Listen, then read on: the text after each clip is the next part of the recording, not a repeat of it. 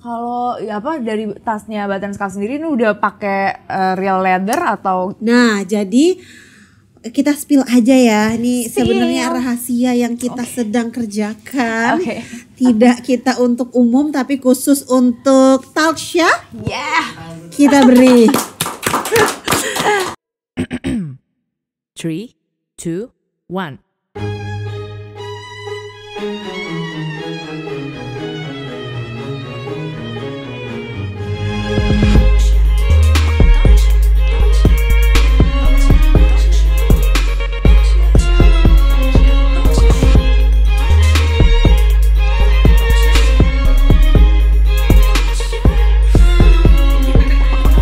Welcome to Talkshow.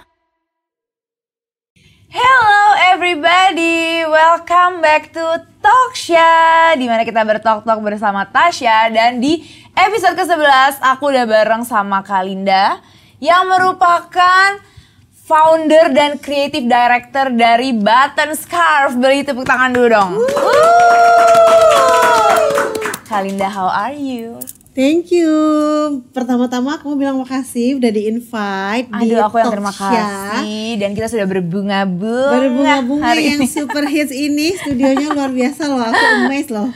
Thank you. Sore ini kabarnya baik, alhamdulillah. Super fresh, kita udah gak sabar nih pengen ngobrol-ngobrol. Aku juga udah gak sabar mau ngobrol-ngobrol karena Button Scarf ini salah satu produk lokal tapi yang arahnya nih ke luxury gitu. Dan kayaknya di lokal nih, terutama di bagian beauty nih belum ada nih yang cukup berani seperti kakak membuat produk-produk dengan harga yang kayak lebih high end gitu ya. Jadi kita akan ngobrol-ngobrol. Berani mati ya? Berani mati. Jujur kayak. Jujur. Gimana nih? Tiap hari tidurnya nyenyak gak nih kak? Agak ya kita nikmati saja semuanya. Nah tapi sebelumnya kita akan dari awal dulu nih. Aku penasaran sebenarnya awal mulanya tuh kakak kenapa sih kepikiran untuk bikin Button Scarf ini tuh awalnya dari mana sih bisnisnya? Jadi sebenarnya tuh aku tuh kalau misalnya bisa dibilang memang dari kecil tuh seneng yang berbau-bau entrepreneurship gitu. Tapi aku sebelumnya sempat kerja dulu segala macem. Nah terus akhirnya intinya sih peluang yang membuat aku terjun ke industri modest fashion ya awalnya. Jadi karena di Indonesia itu marketnya sangat luas, Tasya. Jadi kayak dengan penduduk muslim terbesar di dunia, dengan masyarakatnya sekarang sangat-sangat growing banget, terus ekonominya juga growing, opportunity untuk kita membuat local brand yang juga sebenarnya itu marketnya tuh premium. Karena selama ini kamu lihat nggak sih orang Indonesia tuh kalau shopping tuh justru ke luar negeri yang belanja barang-barang branded gitu. Jadi aku rasa kayak butuh deh produk lokal yang juga bisa apple to apple dengan international brand. Karena aku tuh dulu waktu awal-awal berhijab kan aku emang nggak kayak aku tuh orangnya mengulik gitu loh. Dari dulu tuh karena zaman SMP tuh keterbatasan budget, tapi pengen pakai baju bagus, jadi serba bikin termasuk waktu awal-awal hijabnya juga aku tuh bikin. Nah tapi gitu aku duduk, aku tuh anaknya tuh Pondok Indah Mall banget lah. Jadi aku kalau misalnya kayak main ke sana terus aku ngelihat gara-gara aku berhijab, jadi aku merhatiin orang-orang yang berhijab. Kok di antara 10 orang 7-nya tuh berhijab. Tapi di shopping mall setenar PIM itu nggak ada loh toko scarf. Jadi tuh kalaupun ada tuh kayak di department store, di pojok cuman 3 meter di antara 1000 meter department store yang sangat gede itu gitu. Jadi aku ngerasa kayak sebenarnya tuh marketnya udah di depan mata, tapi pemainnya tuh sangat-sangat masih super jarang gitu. Jadi aku kayak ngerasa langsung detik itu juga aku langsung kayak aha moment. Pulang aha gitu. Terus kayak aku langsung kayak bilang ke suamiku gitu, ini tuh kayaknya peluang banget deh, soalnya memang banyak scarf tapi banyakan tuh yang di pasar. Jadi bukan yang brand, bukan yang ada yang value atau gimana-gimana. Sementara aku lihat tuh di shopping mall tuh banyak target marketnya tuh sebenarnya ada gitu. Button Scarf tuh udah dari berapa lama sih Kak?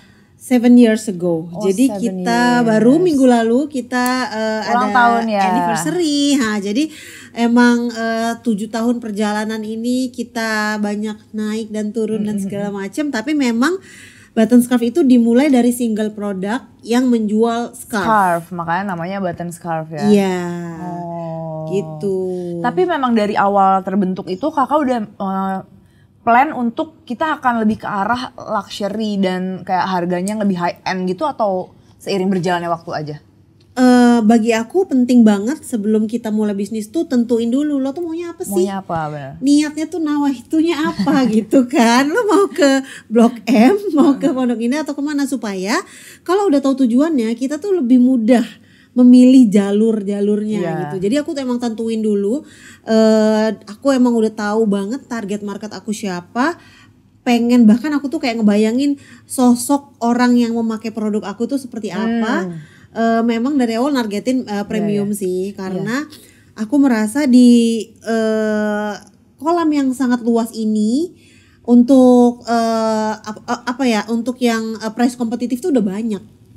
Jadi di saat aku bikin sesuatu yang baru, harus memang sesuatu yang belum banyak pemainnya, biar lebih mudah dipenetrasi di pasar, dan juga ya itu biar compete-nya tuh nggak terlalu sengit lah di awal. Karena kan at that time aku kan bukan Tasya Farasya, jual apa aja langsung cus gitu kan.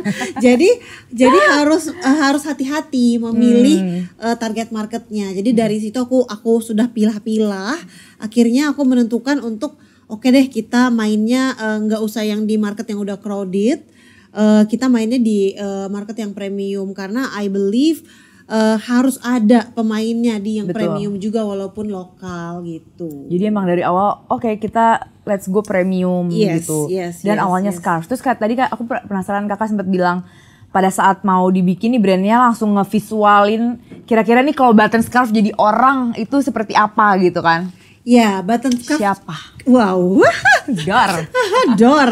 Siapa gitu? Jadi kalau Button Scarf itu tuh aku tuh dulu ngebayanginnya yang pakai itu adalah perempuan-perempuan yang lalu lalang di shopping mall itu. Terus mereka itu handphonenya itu yang the latest release. Jadi orang-orang yang sangat memperhatikan penampilan. Dan orang-orang yang juga perempuan modern, karena aku ngerasa tuh dulu tuh, termasuk aku sendiri Tasya, ngerasa kalau pakai hijab kuno banget sih gitu sebelum aku pakai hijab.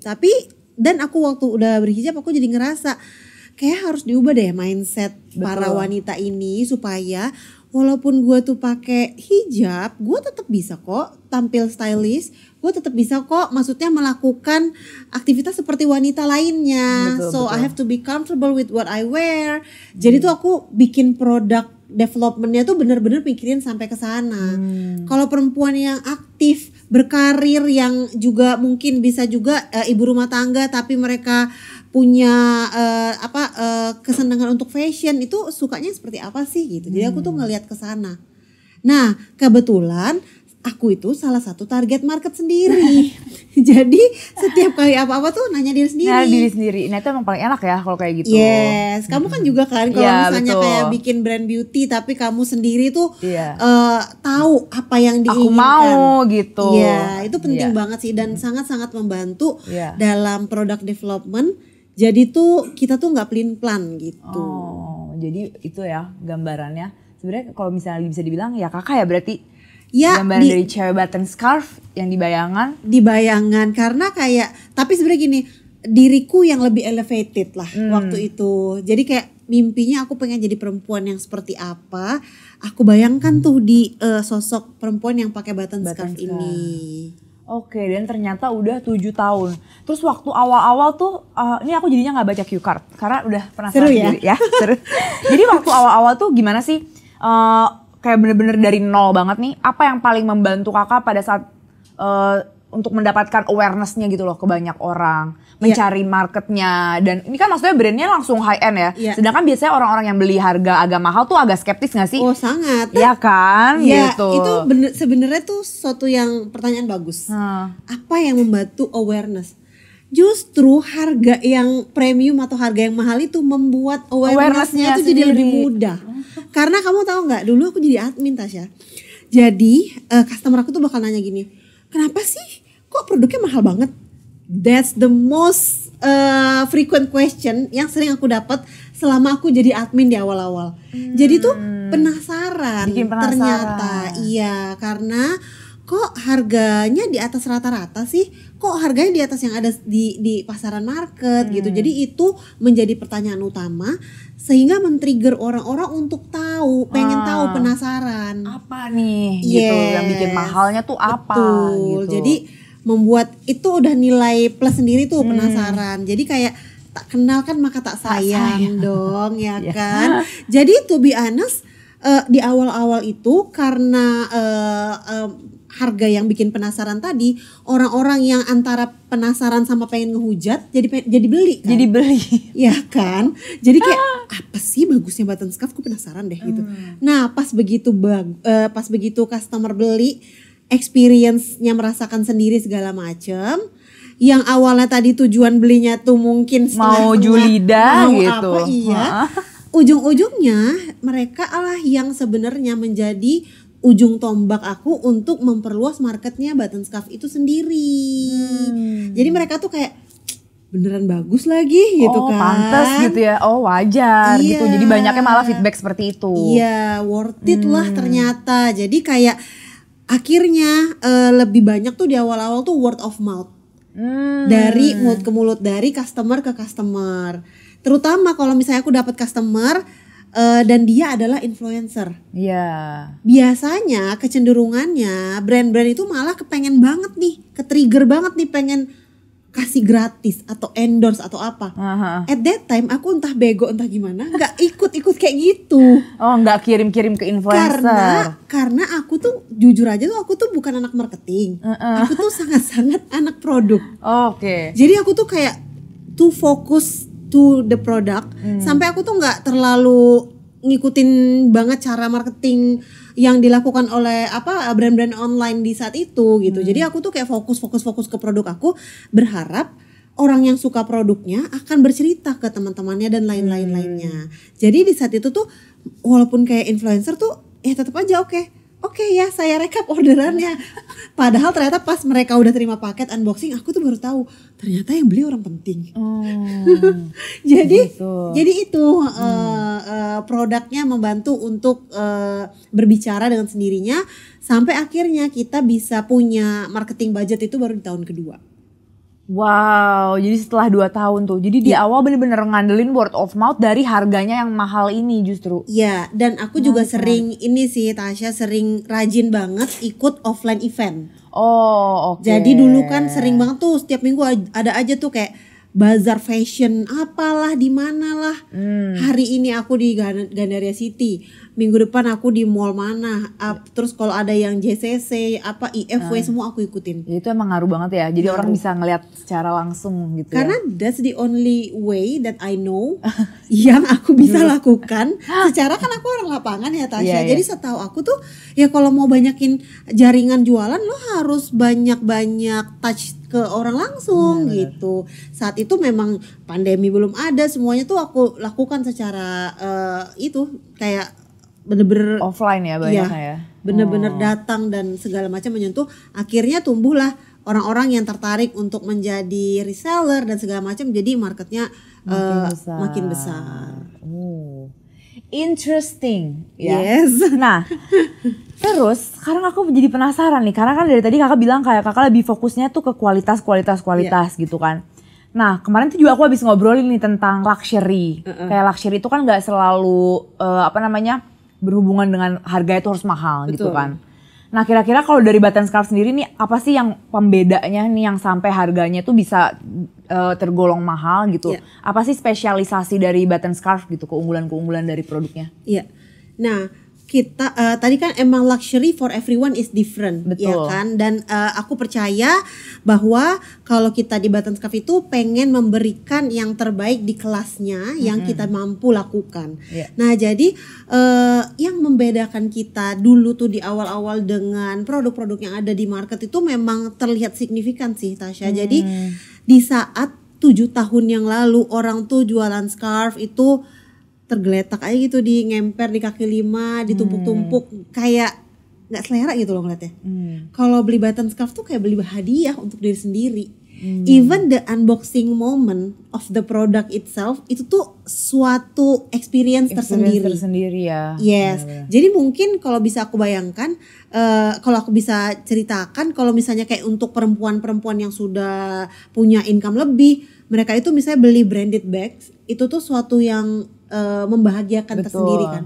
Nah at that time 7 years ago, beli scarf dengan packaging yang niat cantik banget, dan niat, cantik, detail scarfnya juga sangat-sangat dipikirkan, mulai dari pinggiran scarfnya, mulai dari how we put the logo, mulai dari how we put the pattern, semuanya itu dipikirkan dengan matang sehingga experience customer itu berbeda dengan membeli produk-produk yang ada di market biasa.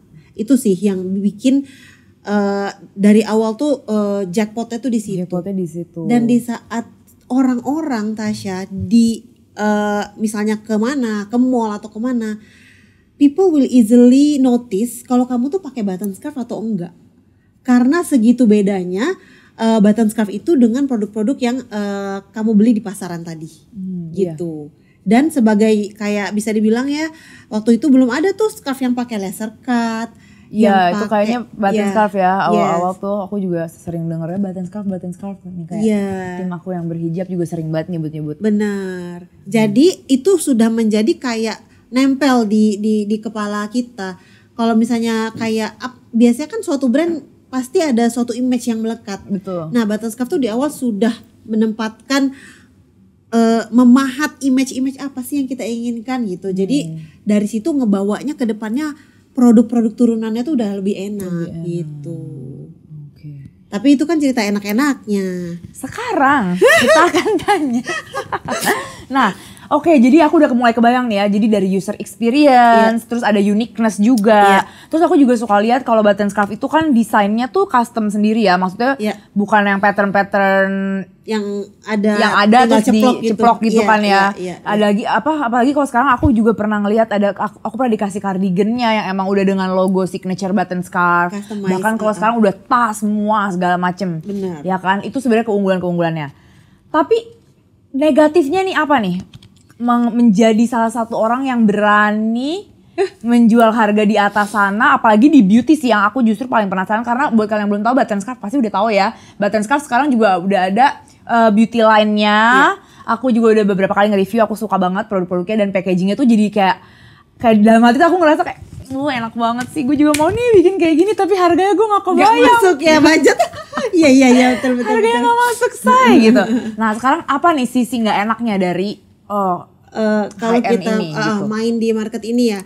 Jadi sisi nggak enaknya itu, we have to be careful at every single detail. Benar. Karena customer itu akan pay attention more to whatever you make. Literally kayak oh my god, bener-bener satu tetes itu matters gitu. Pasti. Jadi kebayang. Kayak mulai dari semacam kayak QC yang kita rasa sudah cukup ketat, masih ada aja. Maksudnya masih ada aja tuh yang bagi customer tuh kurang puas. Karena gue udah bayar lebih, gue udah ekstra. Jadi kita secara internally bener-bener jadi keikutan macam OCD ya.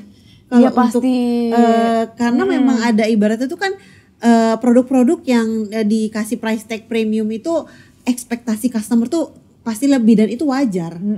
Jadi all eyes on you. Benar. Sedikit kesalahan kamu itu yang bagusnya hilang. Yang bagusnya dan dunia semuanya jadi pasti menganggap sesuatu yang itu. Nah itu. Jadi kalau misalnya kayak kamu memang jual produk yang ibaratnya hanya produk doang, secara price tag-nya juga kayak ya udahlah gitu. People don't really care about that.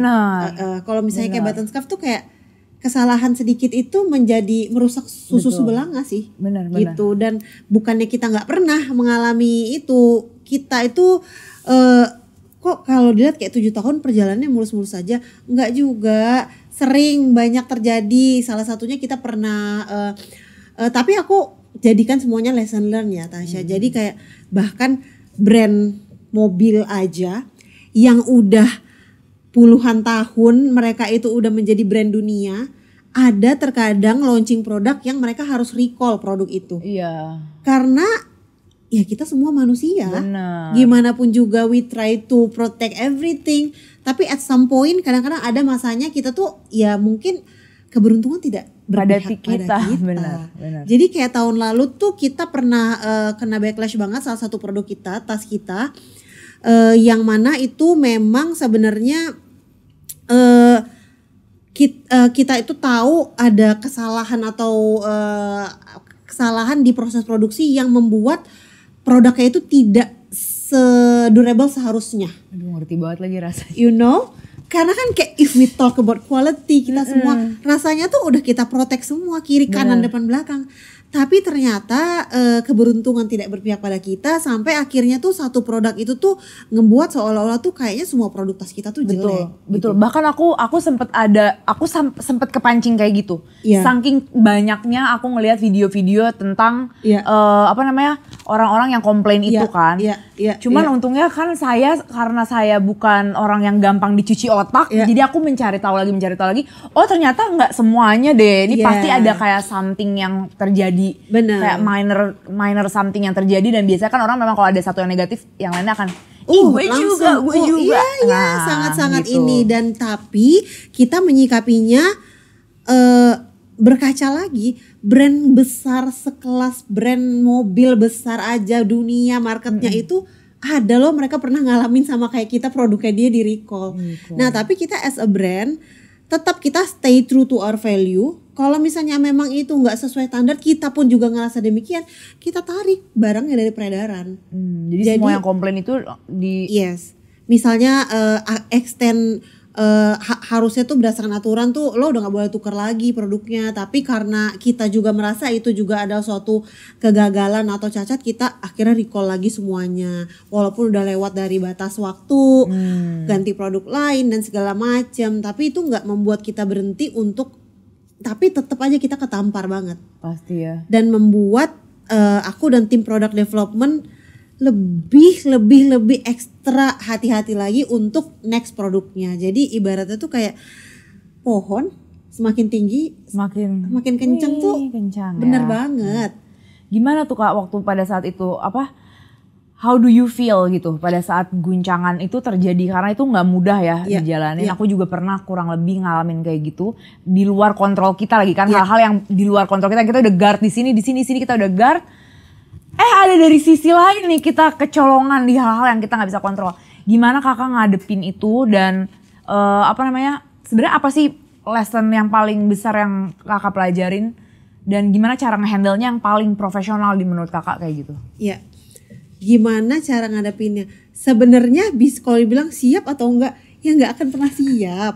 Tapi di saat sesuatu sudah terjadi, kembali lagi aku merasa tidak ada satupun kejadian yang terjadi pada diri kita, sama brand kita, perusahaan kita, tanpa atas izin yang maha kuasa dan tanpa manfaat yang akan kita terima di masa yang akan datang.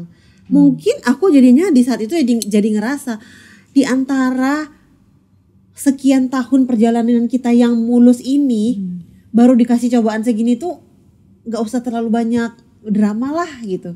Jadi aku tuh waktu itu lebih fokus ke oke, ini udah terjadi dan aku tahu pasti efek banget ke company, ke customer, ke banyak partner-partner kita. Tapi ibaratnya tuh aku ngerasa gini, nasi itu yang udah jadi bubur, ya kita gak bisa apa-apain lagi. Waktu yang akan menjawab semuanya. Aku juga gak mau kayak berkoar-koar di publik karena percuma. Benar. Itu hanya akan membuat energi aku habis, dan aku lebih baik fokus ke masa depan, perbaiki apa yang ada, dan jadinya mempengaruhi keputusan-keputusan aku di in the future. Jadi ada beberapa memang planning produk yang kita adjust lagi, lebih kepada terus habis gitu fokus lagi ke quantity yang mana sih yang bisa kita itu manage untuk quality yang kita mau, nggak usah ngoyo kuantitinya terlalu banyak gitu. Jadi lebih ke adjustment business planning itu terjadi sih kalau misalnya semenjak kejadian itu. Jadi tapi aku ngerasa gini, lo jangan senang dulu bisa ngelewatin kejadian itu. Kita nggak tahu kejadian apa lagi yang akan di depan mata. Jadi lebih kepada gini Tasya, melatih diri, oh kita udah bisa ngelewatin itu. Jadi kayak resiliensi kita tuh semakin meningkat aja gitu. Dan aku merasakan itu. Kalau dulu satu komen aja udah pengen nangis. Kalau sekarang ya berapa puluh ribu, ratus ribu. Iya, been there. Udah merasa, udah semuanya sampai aku tuh nggak punya follower di Instagram berapa sih gitu. Tapi kayak gue ngepost foto anak gue aja komennya soal kesalahan di brand. Pasti jadi itu ya. Jadi ya dan itu nggak bisa kita hindari gitu loh. Jadi aku lebih kepada hadapi dengan senyuman, continuous improvement itu harus, dan buktikan the real customer will know you. Karena terkadang memang yang tidak berhenti menghujat itu they are not your customer. In the end pas dicek gitu. Jadi tapi alhamdulillah support yang kita dapatkan dari our real customer community, benar-benar yang memang pemakai produk kita yang tahu enggak yang kok, loyal lah ya, yang udah tahu dari dulu gitu. Itu mereka stick untuk tetap menghargai apa usaha-usaha dan improvement yang kita lakukan. Alhamdulillah sampai saat ini kita tetap grow as a brand dan melahirkan banyak bayi-bayi dan lini-lini produk lainnya. Salah satunya Button Scarf Beauty yang juga challenge-nya lebih ekstra. Gong lagi ya. Lebih gong. Beauty ya, luar biasa. Nah tapi gimana kalau misalnya dari kakak nih, jadi gimana nih as a brand? Aku penasaran ya, karena nih brand image-nya ini kan udah sangat mewah gitu. Brand, gimana sih brand luxury harus menghadapi komentar-komentar kayak gitu? Karena kalau aku lihat ada beberapa strategi brand yang berbeda-beda. Betul. Ya kan, ada kalau kayak Chanel, Dior gitu, brand-brand yang high end sana, aku hampir nggak pernah ngelihat mereka tuh kayak ngerespon komplain-komplain seperti itu. Ya nggak sih, kayak mereka tuh lebih banyak ya kayak didiemin aja gitu kan, lanjut aja terus move on gitu. Betul. Kecuali paling yang kayak waktu kemarin Balenciaga kan yang emang agak parah banget, baru mereka speak up gitu. Betul. Nah sedangkan kalau kayak indie brand yang kayak lokal brand yang masih kecil gitu, biasanya ada minor komplain aja mereka speak up. Dan itu kayak jadi malah cara mereka dapat marketing tuh dari situ. Gitu kan. Kayak oh ya, cara kita marketing itu dengan banyak banget kita komunikasi sama customer, kita dengerin kamu, kita minta maaf ya kalau salah. Nah kalau dari Button Scarf gini, ini gimana nih buat menjaga brand image-nya yang tetap high end dan luxury, ngehadepin komplain yang kayak jatuhnya kan agak bertolak belakang nih ya. Kayak ini brand high end tapi kualitasnya nih yang lagi digoreng sama netizen ini. Gimana nih cara ngadepinnya untuk kayak Button Scarf nih tetap kita nih lux gitu. Kalau kita sih kombinasi. Jadi as a brand we don't want to speak too much, dalam arti kita nggak mau terlalu sering bereaksi terhadap komentar-komentar kecil, tapi behind the scene kita tidak bereaksi secara publik, tapi di balik layar semua hal-hal perintilan kecil itu kita respon dengan tindakan kita sebagai brand. Misalnya dengan adanya komplain apa-apa, kita tiba-tiba nanti akan mengeluarkan suatu kebijakan menjawab komplain itu. Tapi kita tidak, dalam arti gini, kita tidak memberitahukan, oh kita sedang ini gitu. Jadi cara kita menjawab dari feedback itu dengan suatu either itu kebijakan baru ataupun mungkin improvement di quality, ataupun mungkin dengan direct personal gitu ya. Dengan campaign kita yang lain gitu. Jadi lebih kepada kita langsung action. Tapi kita tidak kayak semacam bikin press con atau apa untuk suatu klarifikasi, maaf untuk matters atau itu. apa gitu ya. Karena kita mau minta maaf sama siapa? Semuanya customer kita. Dan semuanya kita mau perlakukan mereka secara sama dan spesial. Nah tapi di Button Scarf ini kita mix kayak tadi itu, dan kita mix juga dengan komunikasi personal kita. Kita melalui akun community. Jadi akun community ada namanya The BS Lady, di mana di situ community customer kita bisa berbicara dengan kita setiap hari, bisa bertanya tentang apapun, dan kita sebisa mungkin berusaha untuk menjawab apapun itu yang mereka tanyakan dan keluh kesahkan secara customer to customer. Jadi kita nggak yang ada satu masalah si A ngadepin ini terus kita umumin. Jadi kalau ada masalah ini begini ya guys, nggak kayak gitu. So if you have any question atau apa, you can always touch the brand secara lewat community tadi gitu. Berarti community ini penting banget juga ya? Very important karena itu yang membuat strong community, strong communication antara brand dan community, bondingnya, engagementnya semakin kuat. Itu yang bikin customer tuh keep going on dengan apapun campaign yang kita lakukan. Jadi kita berusaha untuk memanjakan customer kita tapi dalam tingkat yang wajar. Iya. Karena kalau berlebihan nanti menjadi senjata juga buat kita ke depannya. Betul, itu juga adalah my next question. Karena aku tuh ngelihat community tuh ada mata pisau. Betul, itu. mata pisau. Iya kan, jadi kadang orang kalau misalnya udah ngerasa terlalu attach sama sesuatu, jadi merasa kayak lupa ada batasan yang dimana nih yang udah nggak bisa lagi dilakukan. Betul. Mana yang seharusnya tuh kebijakan dari brand aja, mana yang harusnya kayak emang jatuhnya lebih rahasia perusahaan gitu kan.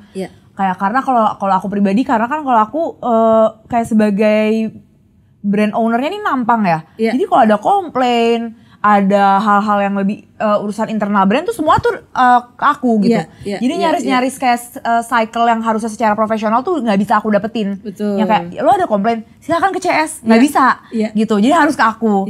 Kalau ada komplain, bawanya nama aku gitu kan. Nah kalau ada community ini juga pasti kan kurang lebih kayak gitu ya, karena orang ngerasa jadi ada ruang untuk menjadi sangat intimate gitu kan.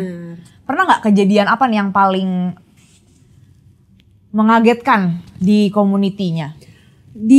Sebenarnya gini ya, setuju banget tadi yang Tasya bilang itu, kita tujuannya mengakomodir tapi kadang-kadang jadi kebablasan gitu. Jadi ada tipe-tipe orang yang misalnya tuh biasanya kalau apa pertanyaan segala macam diladenin, giliran ada satu pertanyaan yang mungkin jadi kayak semacam delay respon atau responnya nggak membuat mereka puas, mereka tuh jadi marah gitu. Tapi kita menghadapinya itu as long as kita sudah melakukan yang terbaik dari versi kita, sisi kita, dan apapun yang mereka akan rasakan atau respon ya itu udah bukan ranah kita lagi. Yang penting kita as a brand sudah memberikan jawaban yang menurut kita sudah sesuai.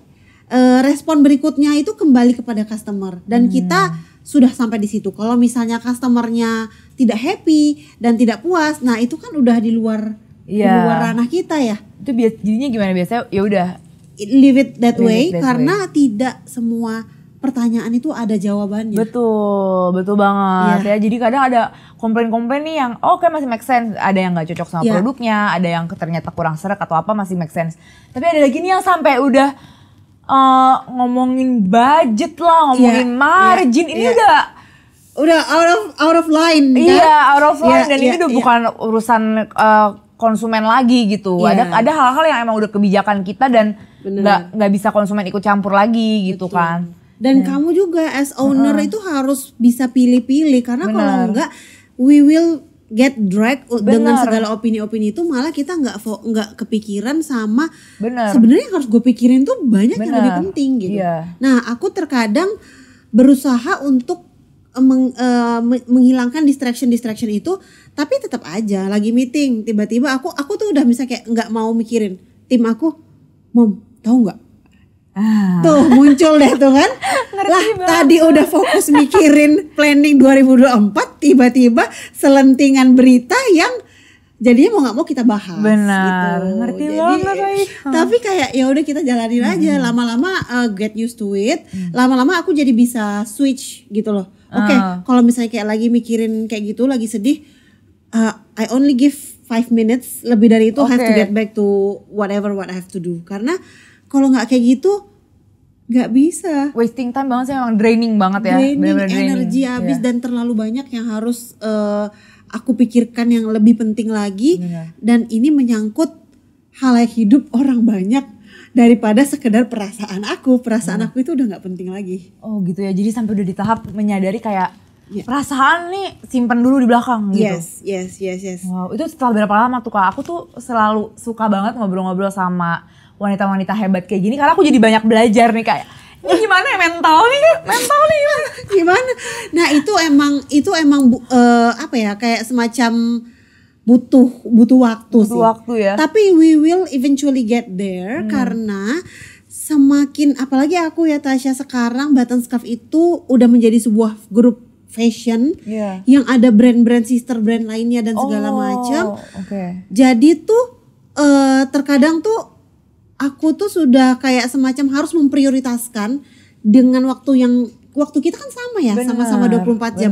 Dengan waktu yang cuma 24 jam ini, kalau aku terlalu lama di situ, aku akan merugi sendiri dan aku menyesal sendiri in the end. Nah, pernah tuh suatu hari kayak gitu dan mau tidur tuh aku jadi kayak nyesel banget. Hari ini aku udah dikasihkan diriku for nothing. Waktu gue terbuang habis. Sangat-sangat menyesal gitu. Ngerti. Kayak aku jadi ngerasa kayak mending gue main sama anak daripada gue stres gitu. Iya, jadi akhirnya dari situ aku kayak bertekad apapun itu masalahnya, we have to move forward, go on terus. Dan aku terapkan itu terus sampai sekarang, alhamdulillah it works ya. Ya, try gitu ya. Oke. Gak ada waktu. yes Bener-bener. Iya, kadang kayak waktu awal-awal nih ya, aku jadi pengen cerita dikit. Jadi waktu awal-awal brand aku launching produk, itu kan aku sendiri nih, masih baru aku sama manufaktur yang ngedevelop. Aku belum punya tim. Kayak launching. Terus ada nih yang gak cocok, itu gak masalah banget ya kalau orang gak cocok, orang ini gak apa-apa. Ada lagi yang personal attack, yang kayak jadi dia ngasih saran dan saran-saran yang kayak menurut aku tuh udah di tahap ini tuh terlalu personal, yang kayak ini udah di tahap lo tuh udah ngerubah DNA brand kita yang ya kan, tau kan kayak saran-sarannya Button Scarf mungkin harusnya kayak gini ya, boxnya kayak gini, nah mungkin logonya gak, ini udah bukan urusan lo gitu ya, kayak ini mungkin jahitannya bikinnya di pabriknya di kayak personal attack banget gitu. Dan terus tim aku kayak sabar ya Kak, namanya juga produk gitu kata mereka. Nggak bakal semua orang suka. Oh ya oke gue sabar gitu kan. Nah nextnya yang produk yang kita launching baru ini, kita udah developnya udah bareng dong. Aku udah punya tim segala macem. Nah terus biasalah terjadi lagi nih kayak ada orang yang gak cocok nggak masalah. Tapi ada yang personal attack yang kayak lebih dicari nih manufakturnya, marginnya. Katanya tim aku semuanya nangis. Kak sakit ya rasanya. MOP di ini, nangis kan lo? Itu kamu, belum aku yang dulu. Gimana semuanya. gue? Iya. Ngerti banget. Nah, tapi kembali lagi Tasya, itu kalau misalnya itu merupakan godaan-godaan yang kalau kamu tergoda untuk ngeladenin itu, kamu akan ketarik masuk ke dalam lubang itu. Dan itu nggak akan never ending cycle ya? It never ends. Kita diemin, dicuekin. Betul. Kita respon, anti kritik. Betul. Kita mau bilang terima kasih, nanti di kesannya kita beneran mau terima kasih dengan itu kan enggak juga. Jadi emang ini kayak never ending, dan akhirnya untungnya kayak aku juga jadinya ke tim aku, emang enggak semudah yang kalian bayangin, tapi ya udah kita harus move on gitu. Dan kayak aku jadi tadi sesuai banget sama yang kakak bilang, solusinya itu adalah kita harus maju sampai sebesar itu, sampai di tahap opini-opini yang kayak gini itu udah kita tuh nggak matters lagi, saking kita tuh udah besar. Dan tadi benar juga yang tadi kakak bilang, kalau misalnya kita cuman jual produk, kita nggak jual experience, kita nggak jual packagingnya, kita nggak jual desain, kita nggak jual story, ya orang akan review produknya doang. Itu yang aku perhatiin juga, karena aku juga selalu pengen sesuatu yang berbeda, pengen yang belum ada gitu kan. Jadi makanya orang tuh lebih teliti. Yang biasanya kalau ngeliat produk orang mungkin packagingnya ya udah buang gitu kan. Tapi kalau ini jadinya boxnya, detailnya, semua tuh akan diteliti. Berarti mereka merasa mereka membeli produk dan membeli experience yang kayak tadi Button Scarf juga alamin gitu kan. Pasti Button Scarf beauty-nya juga nggak mungkin kan di review produknya doang. Iya kan. Jadi memang very tricky di beauty industry ini, apalagi kalau ternyata Button Scarf Beauty bukan compete dengan local brand. Benar. We compete with international brand yang presence mereka itu udah puluhan tahun. Betul. Udah turun temurun. Jadi tuh kayak untuk menjadi pemain baru di market ini, jadinya itu sangat-sangat strugglingnya itu double. Karena kan kita jadi di compare dari segi harga udah menyentuh ke harga internasional brand kan. Benar. Sehingga itu tuh bener-bener dibandingin banget. Benar. Compete-nya itu dengan bahkan tuh yang harganya 3 kali lipat dari kita, dianggapnya tuh harus apple to apple sama kita. Benar. Jadi memang challenge-nya di situ dan tapi aku happy karena ternyata beauty industry Indonesia itu growing a lot lately gitu loh. Jadi sekarang kalau kita lihat para beauty enthusiast juga kayaknya udah lebih tertarik pakai produk lokal ya. Benar, udah gitu. Produk lokal dan udah mulai accepting juga gak sih kayak ke harga-harga yang mulai bervariasi gitu. Iya. Nah kalau di beauty sendiri kayak berarti kakak nih kayak ada kebebasan gak sih dalam memilih desain, dalam memilih formula karena pasti harga bukan jadi concern lagi kan. Iya, benar.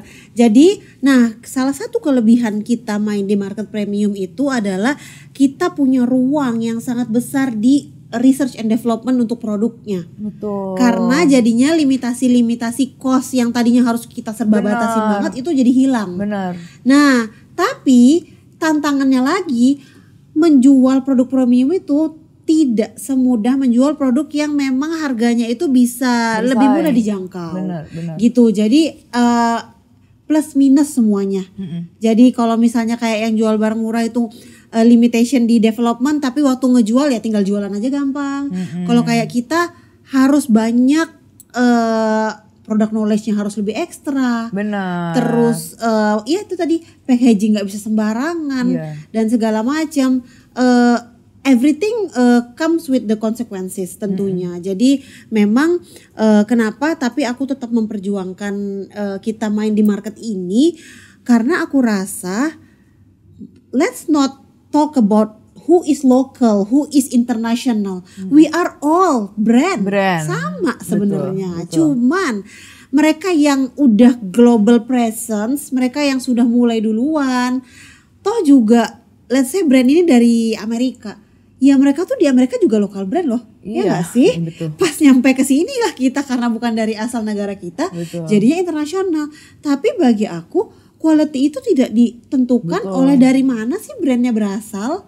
Nah itu tergantung bagaimana sih determinasi dari orang-orang di balik brand itu yang mau brandnya tuh bawa kemana gitu. Jadi aku udah pede banget karena masyarakat kita juga udah well literated gitu loh Tasya. Jadi sekarang udah mau dengerin apa yang diinformasikan, nggak cuman ih mahal nggak gitu. Ih mahal mendingan ini. Iya, jadi itu sekarang kita harus lebih effort mengedukasi, memberikan experience sehingga di saat mereka merasakan experience-nya produknya nggak mahal itu nggak ada. Worth it atau enggak bagi seseorang ya udah itu. Itu yang penting ya. Emang. Dan we have to be proud sekarang di Indonesia produk apa sih yang nggak bisa dibikin semua juga udah bisa dibikin. Jadi memang aku rasa sekarang ini kita udah ada local brand yang bertumbuhan itu karena juga disupport dengan industri yang sudah siap dan matang. Betul. Jadi semangat. Apa nih kalau komplain-komplain yang terjenaka? Terjenaka. Aduh, setiap hari tuh kayaknya hidup aku tuh penuh dengan itu ya. Jadi kejenakaan. Menit ini isinya pujian, menit ke depan bisa jadi tiba-tiba kabar komplain gitu. Kayak misalnya aja sekedar ya tadi lebih banyak sih preferensi sebenarnya ya. Karena kayak contoh ya produk kosmetik, tekstur aja misalnya. Kita ngeluarin tekstur yang misalnya matte. Orang yang tidak suka tekstur matte pasti akan ngatain itu. Ih, bikin kulit gue kering apa. Tapi untuk kulit orang yang pas cocok akan ngerasa terima kasih banget ada produk ini segala macam. Jadi it's all about you're hitting your target market or not. Jadi bagi aku semua komen-komen yang sifatnya itu menjatuhkan atau negatif ya memang bukan di situ aja targetnya. Jadi nggak usah dibawa baper atau gimana. Tapi kayak contoh misal kita launching nih, misal kita mau launching produk A, belum apa-apa udah kayak motifnya kok sama aja sih sama yang sebelum-sebelumnya. Udah gitu duluan. Padahal belum juga ngeliat detail. Belum juga lihat ya, tenang pemirsa. Jadi udah heboh duluan. Tapi karena masyarakat Indonesia itu sangat mudah untuk mereply hal-hal yang seperti itu. Jadi kayaknya seolah-olah tuh sesuatu jadi besar.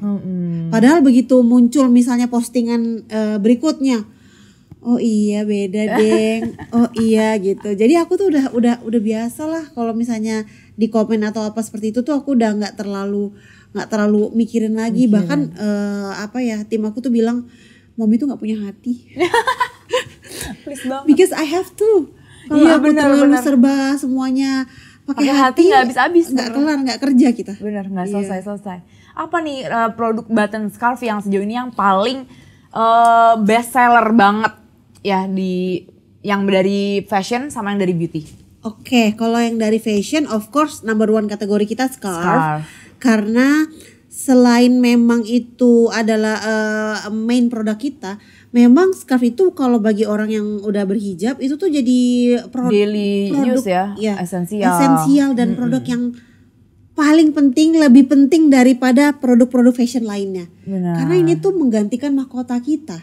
Iya betul. Dulu waktu aku belum berhijab, ya ampun rasanya kalau habis ke salon tuh udah paling happy gak sih? Iya. Rambutnya di blow cantik. Kalau sekarang kita wanita berhijab udah paling happy kalau hijab kita tuh looknya bagus, hijabnya rapi, pakai button scarf. Iya, aku baru kepikiran ya. Jadi ibarat kata pengganti cuci blow, krim bat, hair treatment itu adalah scarf.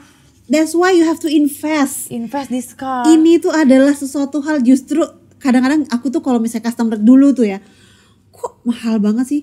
Oh my god, you wanna put it on your head. Ini tuh adalah sesuatu crown, yang crown kita loh. Jadi maksudnya gak ada apa-apanya harga itu untuk sebuah crown kita yang sangat-sangat penting, yang semua orang tuh kalau ngeliat kita tuh ngeliat muka wajah kita dulu, which is our scarf is there gitu. Nah jadi itu adalah salah satu ibaratnya ujung tombak yang ngebayarin gaji-gaji aku, gaji-gaji bonus THR itu tuh ya scarf. Selembar kain ini. Lalu setelah scarf, kalau di yang kategori fashion, lately yang kita juga justru dapat hard complaint yaitu tas. Iya. Jadi tas itu adalah kategori kedua setelah scarf yang menjadikan button scarf seperti sekarang. Yang membawa kita seperti button scarf saat ini. Karena tas kita untuk produk brand Indonesia bisa aku bilang tuh cukup ikonik. Jadi it's like holding a branded bag. But it's a local brand button scarf yang kalau nggak tahu harganya, kalau kita main tebak-tebakan doang nih, orang-orang tuh sering nebaknya tuh harga-harga tas branded. Betul. Padahal masih oke lah gitu. Yang mana nih varian tas yang paling pertama kali kita hits banget, iconic banget gitu? Ada namanya Alma Flap Bag, sangat-sangat iconic dan waktu itu tuh sold out in one day pertama kali launching, karena di flapnya itu tuh terbentuk dari logonya button scarf. Itu dia ya? Iya. Nah di bagian atas flapnya itu tuh terbentuk dari siluet logo kita. Nah dari situ kita merasa, oh berarti customer kita tuh seneng yang anything customize. Di situ tas itu juga kita pertama kalinya juga segala sisi dari tasnya kita customize. Really feels like branded bags gitu, dengan harganya yang kalau kita apple to apple kan itu sebenarnya bisa dibilang very worth it gitu. Nah dari situ dari Alma Flap Bag itu tas apa aja yang kita keluarin tuh customer tuh pasti respon positif. Sampai lately nih di ulang tahun kita yang ke-7 kita ngeluarin tas namanya Hold Me Bag. Hold Me. Karena itu juga salah satu tas yang paling ikonik yang kita bawa ke Times Square New York. Yang ada logonya ya? Iya itu kemarin aku lihat yang ada yang B gitu yang buat handphone ya? Bener. Nah jadi kita mengeluarkan tas-tas itu yang very well thought desainnya sehingga worth it untuk dimilikin gitu. Kalau dari tasnya button scarf sendiri ini udah pakai real leather atau? Nah jadi kita spill aja ya. Ini Spill. sebenarnya rahasia yang kita sedang kerjakan. Oke. Tidak kita untuk umum tapi khusus untuk Talkshow Yeah. kita beri. Nah, jadi ya tadi seperti yang aku bilang, segala apapun yang menimpa kita itu menjadi pelajaran untuk kita ke depan.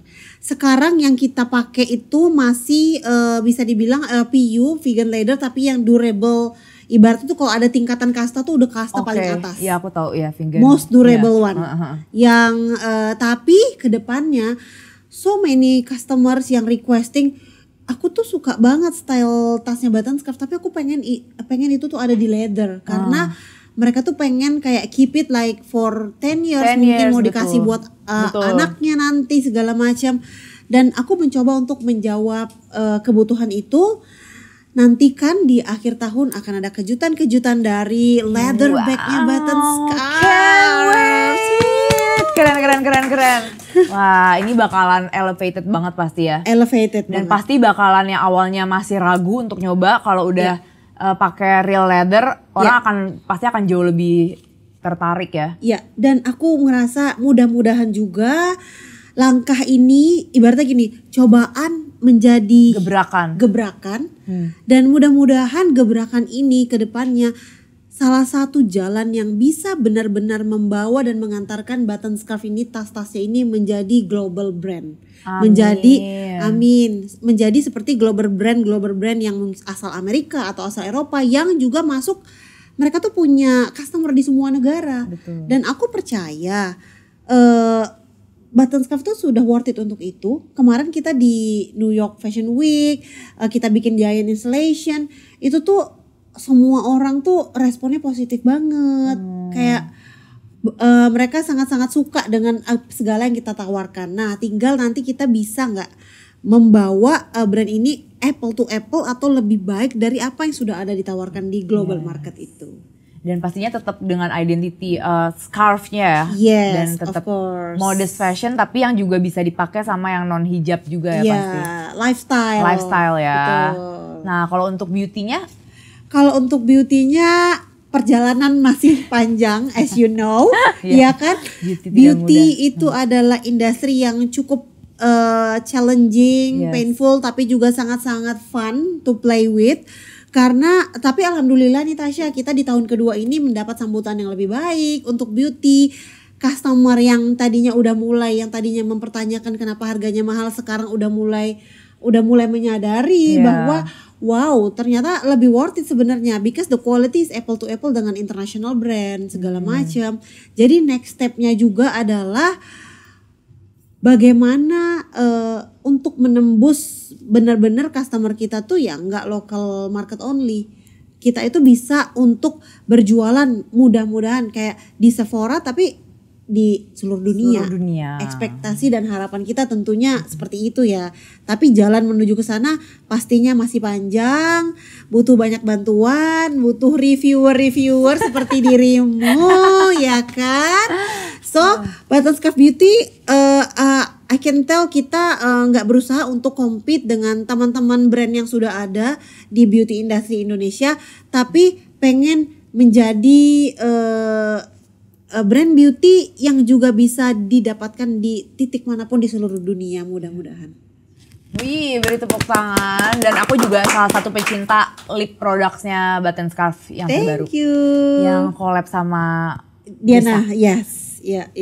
Terakhir nih tinggal, what is your biggest fear and your biggest achievement selama menjalani 7 years with Button Scarf? Aku tuh kalau ditanya kayak gitu tuh sebenarnya karena aku nggak pernah merasa punya achievement apa-apa. Susah ya? Jangan dong. Jadi brand ini berdiri 7 tahun aja ini sudah achievement. Aku tuh sampai dibilangin gak punya hati, gak punya perasaan itu karena kayak misalnya gini, kayak flat aja gitu, kayak oh kita berhasil memasang giant bag kita di Times Square, New York. Itu kan sesuatu hal yang ibaratnya itu achievement. Harus dibangga-banggakan gimana gitu ya. Tapi aku tuh orangnya flat aja gitu. Aku ngerasa ini semua apapun itu achievementnya, itu pasti kedepannya akan ada tantangan yang lebih besar lagi. Betul. Jadi aku nggak pernah kayak semacam bisa menikmati suatu pencapaian. achievement. Ngerti lagi rasanya. Ngerti gak sih? Ngerti. Kayak yaudah kumpulin dulu aja. Iya. Nanti kita throwback gitu ya. Jadi kita aku tuh tidak dulu. menikmati achievement itu. Aku jadinya segala achievement yang ada itu justru menjadi tantangan baru buat aku karena we have to beat whatever we've done. Iya. Yang sebelumnya. Iya. Jadi kayak ngerasa oh my god, apalagi yang harus kita lakukan ke depan? Kita udah ngelakuin ini jadi kayaknya tuh beban di bahu tuh makin besar. Gitu. Kalau misalnya kayak ditanya Button Scarf menjadi udah brand dengan base customer terbesar, apakah kamu bangga? Justru bagi aku pertanggungjawaban ke sekian ratus ribu masyarakat seperti apa kalau aku melakukan kesalahan kecil, ketakutan yang muncul. Tapi ya aku ambil positifnya aja. Kalau kita nggak cepat berpuas diri, nggak cepat bereuforia dengan achievement kita, insya Allah kita harus selalu introspeksi, maju terus gitu. Jadi kalau misalnya Tasya tanya aku, apa ya achievement aku di saat suruh bikin presentasi nih, achievementnya Button Scarf, achievement aku as person tuh kayaknya dalam 7 tahun bikin 4 anak sih. Dengan sekian banyak ini sambil ada 4 anak. Iya, itu achievement besar sih. Sambil bikin brand fashion, melahirkan produk-produk, rilis seminggu 1 produk. Tapi I managed to also balance my personal life. Dan sekarang sebentar lagi akan rilis anak keempat. Banyak yang tanyakan, how you do that? How? Kayak how? Actually dengan tidak membeda-bedakan segala aspek dalam kehidupan ini. So di saat aku lagi kerja, aku tidak menutup diri aku untuk misalnya anak aku datang. Di saat aku lagi sama anak sama suami, aku juga tidak menutup diri aku untuk ngomongin kerjaan. Jadi I blend everything together di blender, jadi kayak jus. Betul. Itu semuanya jadi bisa lebih lancar, pencernaan jadi lebih lancar. Iya, jadi kalau ada yang jadi ini menarik ya Kak, aku dari episode berapa ya? Kita dari episode 1, aku selalu ngobrol-ngobrol kayak gini dan aku selalu tanya kayak gimana sih kayak lo bagi waktunya, how to find work-life balance. 100% jawabannya kayak gini. No balance. Gak ada balance, diaduk. Iya. Emang harus kayak gitu ya, sepertinya kayak emang itu malah jadi kuncinya ya. Betul. Karena dengan bisa kita fleksibel nyampur aduk itu, ya jadi kayak minuman serat yang di blender. Bener. Lah aku itu melancarkan pencernaan ya. Lagi mengasihi, tiba-tiba harus ngambil keputusan yang itu nggak bisa ditunda lagi. Masa gue bilang sorry I cannot, I'm in my breastfeeding kan kayak oke. Nggak bisa. Kalau jadi entrepreneur itu harus sudah siap untuk nggak ada tuh yang namanya personal life tuh nggak ada. Nggak ada, bener. Sampai apa ya, cuman yang personal itu di saat kita tidur itu pun kita nggak sadar kan. Jadi kayak harus terima, tapi dengan kita bisa menerima keadaan, menjalani semuanya ya di enjoy aja. Iya benar. Itu justru di situ kita tuh bisa melewati semuanya. Cobaan kita campur dengan kebahagiaan, kerjaan kita campur dengan kehidupan ya memang harus begitu. Nikmatin aja semuanya. And that's why kalau misalnya bilang kok lo kayak nggak punya teman? Ya temen gue anak-anak kantor. Iya, emang nggak boleh temenan sama anak-anak kantor. Ya kayak kalau misalnya kayak anakku ulang tahun, yang aku undang anak kantor karena kenapa? Ya they are the closest person to me, yang setiap hari aku ketemu. Ya nggak ada salahnya kan kalau juga kehidupan pribadi aku ada mereka gitu. Wih, seru banget obrolan kita hari ini. Udah tepuk tangan dulu. Yeay.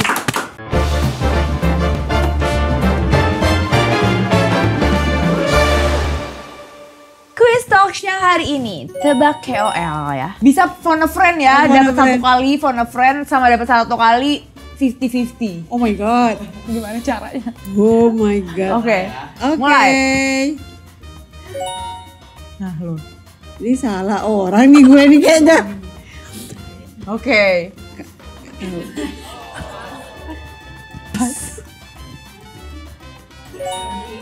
Oh.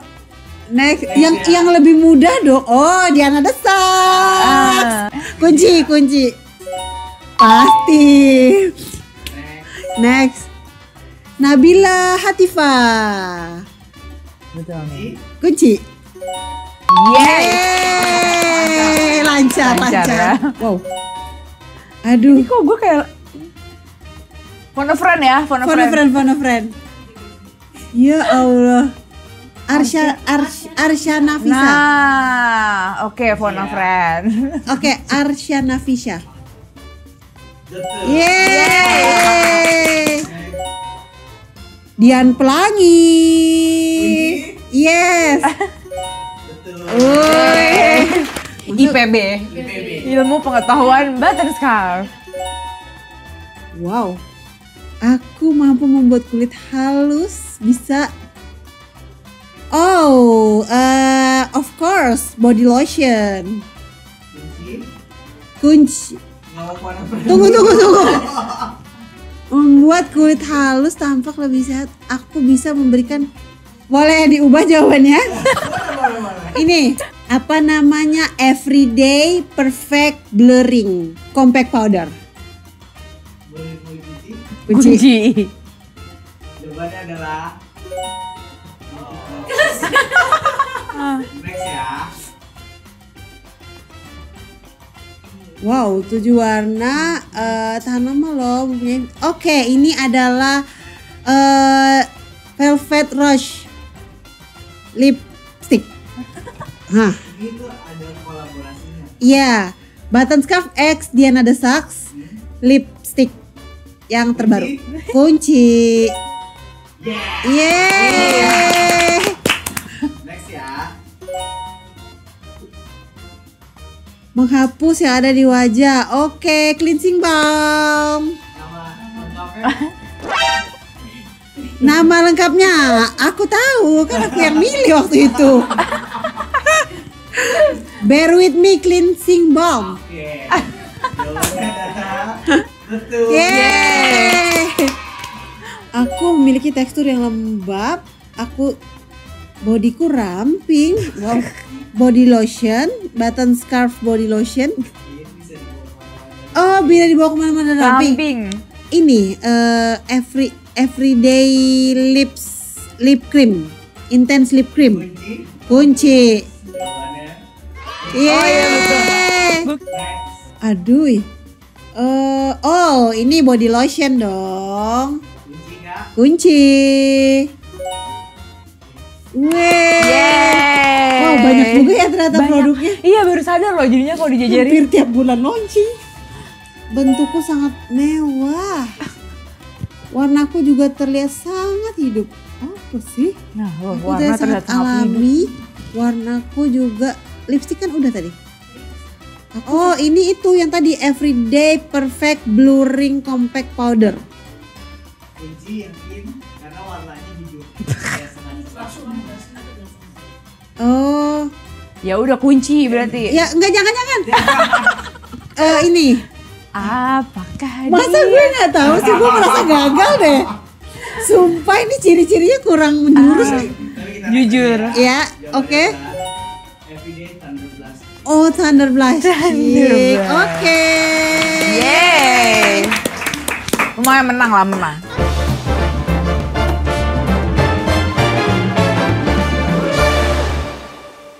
Dan terakhir sebelum kita tutup, kita biasanya kesini selalu ada hadiah. Wow, Ya. wow. Happy birthday to you. Happy birthday to you. Happy birthday. Wow. Happy birthday. Happy birthday to you. Ya, ini cake-nya sesuai produk favorit aku. Ya. Thank you. Thank you. Thank you for having me. Thank you. Mudah-mudahan gak malu-maluin ya. Sangat seru ya topik Jangan pembahasan lupa. hari ini. Thank you banget Ya. kakak udah mampir. Thank you semuanya juga yang udah nonton. Kita tutup Talkshow episode ke-11 ini. Komen di bawah siapa lagi yang harus kita undang selanjutnya. And bye-bye.